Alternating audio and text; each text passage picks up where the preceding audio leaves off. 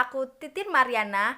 Aku merupakan salah satu mahasiswa dari Universitas Katolik Musikaritas Palembang, Fakultas Ilmu Kesehatan, Ilmu Keperawatan. Nah, di sini aku dapat tugas dari dosen aku, yaitu Nurse Lili Pranata MKes, dengan judul Peran Perawat Komunitas di Tengah COVID-19. Wait. Aku lupa nyebutin NIM. Oke, NIM aku 1733045. Langsung aja ke videonya. Happy watching and enjoy! Jangan lupa like, comment, and subscribe.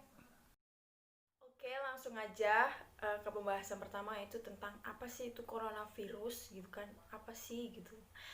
Coronavirus adalah sekumpulan virus dari subfamili Octoronavirinae dalam keluarga Coronaviridae dan ordo Nidoviridae. Kelompok virus ini yang dapat menyebabkan penyakit pada burung dan manusia.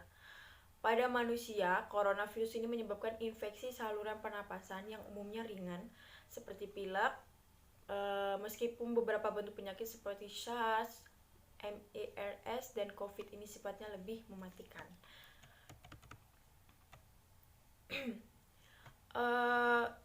COVID-19 ini juga merupakan penyakit menular yang disebabkan oleh virus bernama SARS-CoV-2 atau seringkali disebut virus corona, dan ditularkannya ini melalui droplet, percikan, ketika orang batuk atau bersin ataupun berbicara dan dengan orang yang terkena COVID-19.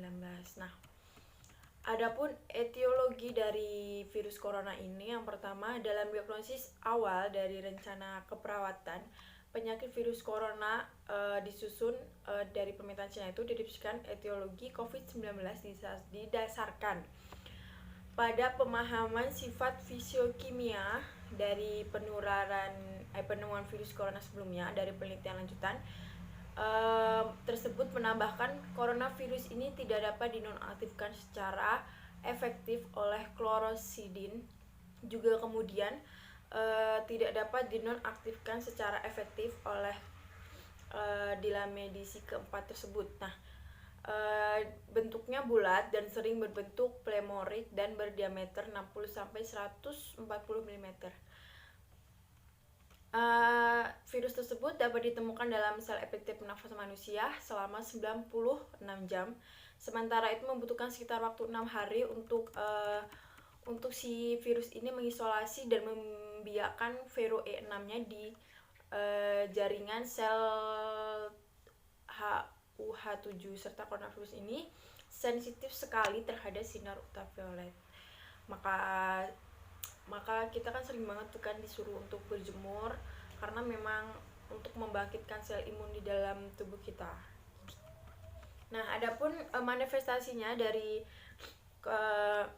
coronavirus ini, yang pertama itu ada gejala yang paling umum banget nih teman-teman. Yang pertama itu ada demam, batuk kering, dan kelelahan. Nah, sedangkan gejala apa sih yang maksudnya yang enggak semua orang alamin, atau gejala yang sedikit tidak umum itu seperti rasa tidak nyaman dan nyeri tenggorokan, diare, konjungtivis atau matanya itu memerah, sakit kepala, hilangnya indera perasa atau penciuman, ruam pada kulit atau perubahan warna pada jari tangan atau jari kaki. Nah, gejala yang sangat serius itu teman-teman, yang pertama itu bisa kesulitan bernapas atau sesak napas, nyeri dada atau rasa tertekan pada dada, hilangnya kemampuan berbicara atau bergerak. Itu menurut WHO 2019 ya teman-teman. Nah, cara penyebarannya nih teman-teman, mungkin ada sebagian teman-teman juga udah tahu gimana sih cara penyebarannya. Penyebaran COVID-19 ini bisa terjadi dari orang lain yang terjangkit virus ini.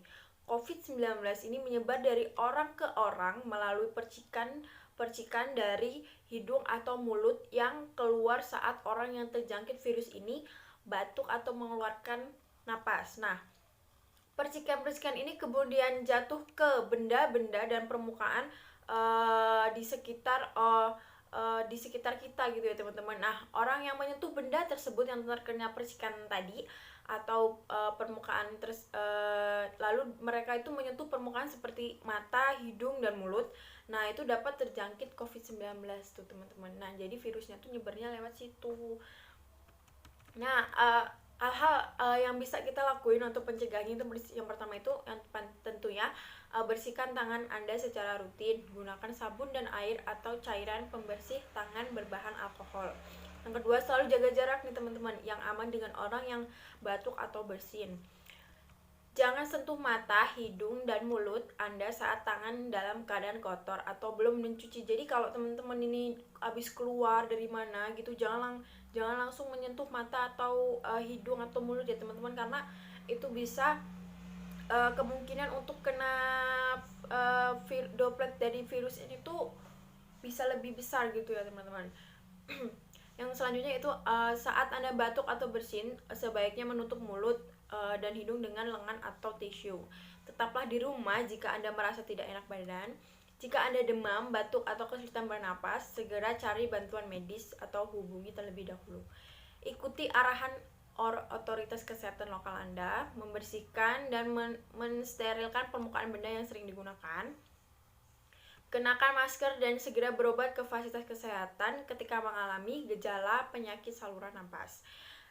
Terapi physical distancing yaitu menjaga jarak minimal 1 meter dari orang lain dan jangan dulu keluar rumah kecuali ada keperluan mendesak. Tingkatkan daya tahan tubuh dengan pola hidup sehat seperti mengkonsumsi makanan bergizi, berolahraga secara rutin, dan beristirahat yang cukup, dan mencegah stres. Nah, itu tadi adalah salah satu pencegahannya. Salah banyak nih, banyak banget cara pencegahannya.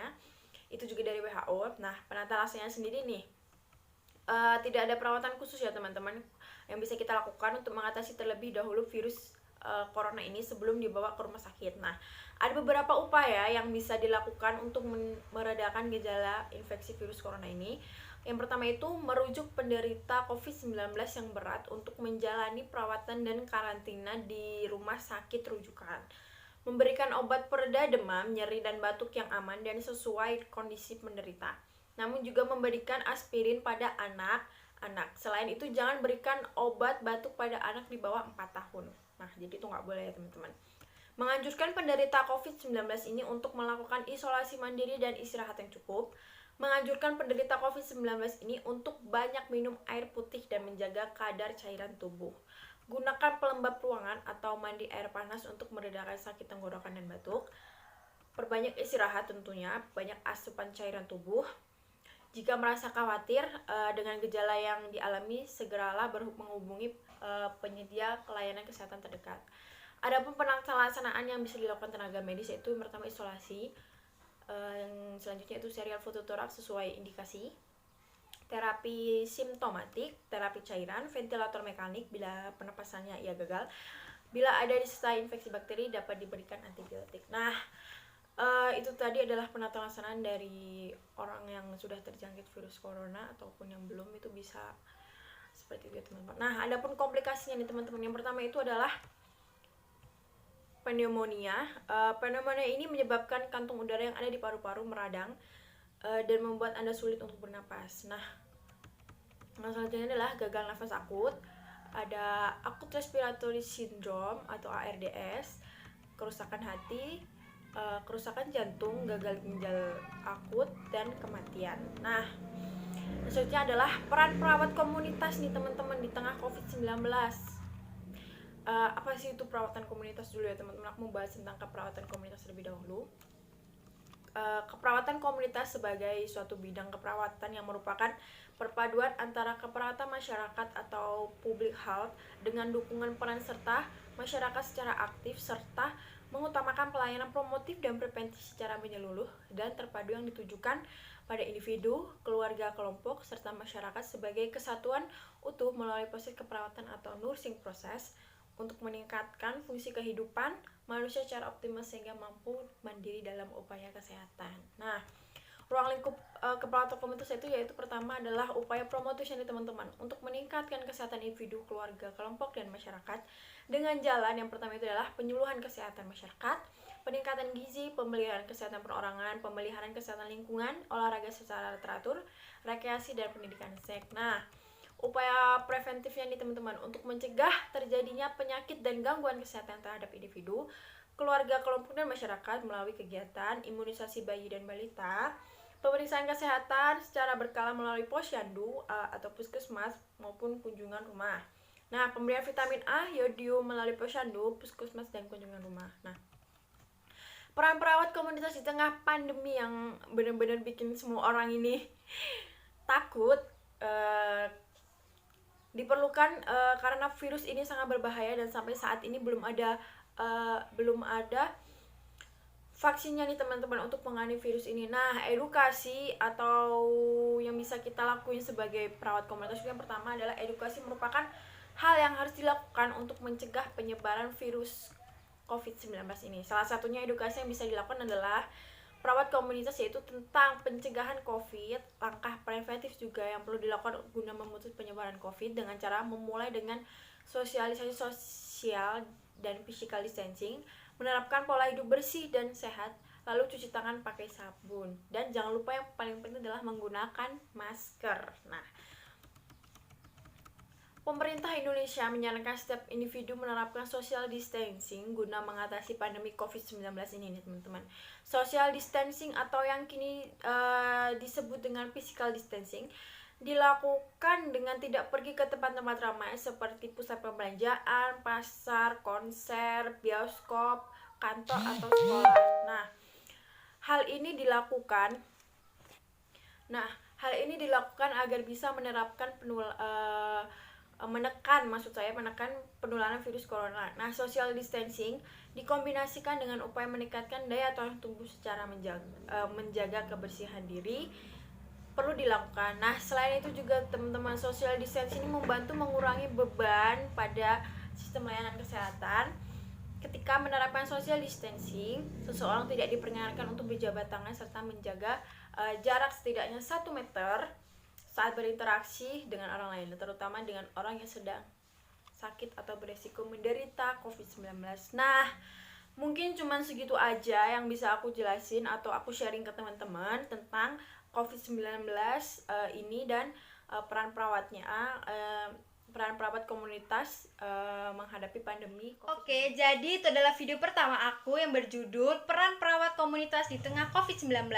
Nah, aku juga punya video yang kedua nih teman-teman tentang aplikasi dari video yang pertama aku, yaitu aplikasinya terhadap keluarga. Gimana ya kira-kira? Langsung aja kita lihat. Enjoy! Selamat pagi Bu. Selamat pagi. Gimana kabarnya Ibu hari ini Bu? Alhamdulillah baik. Alhamdulillah baik. Ya udah Bu, sebelumnya perkenalkan ya Bu, nama saya Titin Mariana. Saya mahasiswa dari Fakultas Ilmu Kesehatan Unika Musik Caritas Palembang. Nah, tujuan saya ke sini saya ingin bertanya-tanya kepada Ibu mengenai sedikit pengetahuan Ibu, lalu mengedukasi tentang COVID-19 ini Bu. Nah, sebelumnya Ibu di sini berapa, nama Ibu siapa ya Bu? Ibu Dena. Ibu Dena. Nah, Ibu di sini tinggal berapa orang Bu? 5 ya Bu? Iya. Ada suami? Ada. Bekerja juga Bu? Bekerja alhamdulillah. Anaknya? Anaknya 3. 3, jadi 5 ya Bu ya? Iya. Nah, menurut Ibu, Ibu gimana sih, menurut Ibu COVID-19 itu gimana Bu? Bener-bener kacau banget ya, cepet banget gitu loh nyebarnya. Kan kita nggak tahu sih, dia kan kayak flu gitu kan, biasa gitu. Jadi kita tuh nggak tahu ciri-cirinya kayak mana loh. Orang biasa aja bisa kenaan COVID kan, nggak kelihatan dari udara gitu-gitu, dia batuk gitu-gitu. Pokoknya ngeri banget ya, nggak kayak yang lain. Menurut Ibu apa sih yang bisa Ibu lakuin gitu Bu di COVID-19 ini? Ya di rumah aja kali ya, terus pakai masker, hand sanitizer, terus lebih jaga untuk nggak di luar gitu deh. Ngeri. Kalau untuk penyebarannya sendiri Bu, Ibu tahu nggak COVID-19 itu gimana nyebarnya? Maksudnya? Ya umpama penyebarannya tuh lewat apa, yang Ibu tahu gitu, nah penyebaran COVID-nya tuh. Oh, itu kan dia dari batuk kan ya? Dari batuk, terus mungkin kayak kalau batuk dia di tangan, terus nanti dia megang barang, jadi kan kita ketularan virusnya gitu kan, bakterinya gitu. Ya Bu, nah di sini salah satu yang bisa Ibu lakukan yaitu yang pertama itu social distancing ya Bu ya. Iya. Social distancing itu adalah kita sebagai warga atau masyarakat itu menerapkan social distancing itu bisa berupa menjaga jarak ya Bu. Menjaga jarak antar Satu sama yang lain. satu sama lain gitu Bu. Nah, yang kedua itu Ibu bisa tetap di rumah aja kan, kalau memang nggak ada keperluan untuk keluar, jadi lebih baik disarankan oleh pemerintah kan juga untuk tetap Kalau di nggak rumah penting aja, banget gitu nggak ya. usah keluar. Iya Bu, seperti itu. Nah, selain itu juga yang bisa kita lakukan adalah kita kalau habis dari keluar ya Bu ya, kita Ibu selalu cuci tangan nggak Iya, kalau cuci tangan sama itu Nuvo sabun apalah itu ya. Itu. banyak ya Bu ya. Iya. Iya, salah satunya bisa juga dengan cuci tangan ya Bu. Ya, jangan lupa ketika Ibu keluar, Ibu selalu menggunakan masker ya Bu ya, karena salah satu walaupun kita nggak kena virus corona, ada baiknya kita melindungi diri dengan masker tersebut ya Bu ya. Ibu Iya. biasanya memakai maskernya yang masker medis atau yang masker kain Bu? Ya waktu pertama ada virus tuh yang medis, Yang tapi medis. kesini aduh makin langka kan Oh, masker, makin jadi langka. kita nyari yang kain yang bisa dicuci. Nah, maka dari itu Bu, disarankan itu menggunakan masker kain, soalnya kalau pakai masker medis kan cuma sekali dipakai. Nah, selain itu juga untuk tetap menjaga supaya masker tersebut tersedianya tetap ada untuk orang-orang kesehatan gitu, seperti perawat, dokter kan juga butuh memang banyak gitu. Nah, Bu, makanya disarankan untuk menggunakan masker yang kain karena bisa dicuci juga kan Bu ya, biar nggak boros juga. Iya. Nah, selain itu Ibu juga bisa melakukan dengan pola hidup yang sehat ya Bu ya, makanannya harus tetap sehat lima sempurna kalau memang bisa, jaga kebersihan lingkungan rumahnya. Nah, biasanya nih Ibu ventilasinya gimana Bu? Tapi ini ventilasinya aku buka ya. Kalau pagi gitu mungkin. Iya, pagi dibuka, terus nanti kalau udah malam dia ditutup. Iya, kan biar matahari masuk, biar udaranya juga bisa gitu ya Bu ya. Nah, selain itu selama Covid ini Ibu gimana sih? Ibu kan Ibu pernah nggak keluar, maksudnya keluar ke pasar atau kemana gitu Bu? Iya, tetap sih, tetap kan kita keluar kalau nggak penting-penting banget mending nggak usah ya. Tapi Iya. namanya kita nyari bahan panganan gitu kan, kita mau beli di pasar kita beli sayuran, beli ini. Kalau kita di rumah aja kita gimana dapetinnya? Iya sih Bu, sebenarnya boleh keluar, tetapi balik lagi ke yang tadi Bu, jika dari mana-mana harus selalu mencuci tangan, pakai masker. Kalau memang agak jauh jaraknya, alangkah baiknya Ibu mandi dan mengganti semua pakaian, karena itu salah satu penyebarannya melewati kan kita juga nggak tahu Bu di tangan kita itu ada apa aja gitu kan. Betul. Ya kalau bisa kemana-mana bawa hand sanitizer juga Bu ya, apalagi kalau di tempat pasar itu kan salah satu yang memang penyebarannya memang nggak diketahui gitu. Nah Bu, sesuai anjuran pemerintah juga kan memang kita dilarang untuk ke tempat-tempat seperti itu ya Bu, seperti perbelanjaan atau pasar, konser, bioskop, dan sekolah. Nah, ini dilakukan untuk meningkatkan daya tahan tubuh serta menjaga kebersihan diri. Nah Bu, salah satunya itu tadi dengan social distancing ya Bu ya. Jadi menurut Ibu sudah belum sih menerapkan social distancing itu Bu? Masih jarang sih. Masih jarang ya Bu. Ada baiknya itu kita lakukan supaya kita juga terhindar dari COVID-19 ini Bu. Iya. Nah, mungkin cuma itu aja Bu yang bisa saya share ke Ibu, saya bagi ke Ibu supaya Ibu juga tahu bahaya COVID itu seperti apa gitu kan Bu ya. Mungkin cukup sekian aja ya Bu ya, edukasi yang bisa saya berikan. Saya ucapkan terima kasih juga nih Ibu udah mau saya wawancara. Sama-sama. Makasih ya Bu ya. Iya. Nah, itulah tadi video kedua aku tentang praktik peran perawat komunitas di tengah COVID-19 terhadap keluarga. Nah, semoga video aku ini bermanfaat ya buat teman-teman semua. Jangan lupa di-share sebanyak-banyaknya ke teman, ke keluarga, ke kakek, nenek, buyut, dan ke seluruh Indonesia. Oke?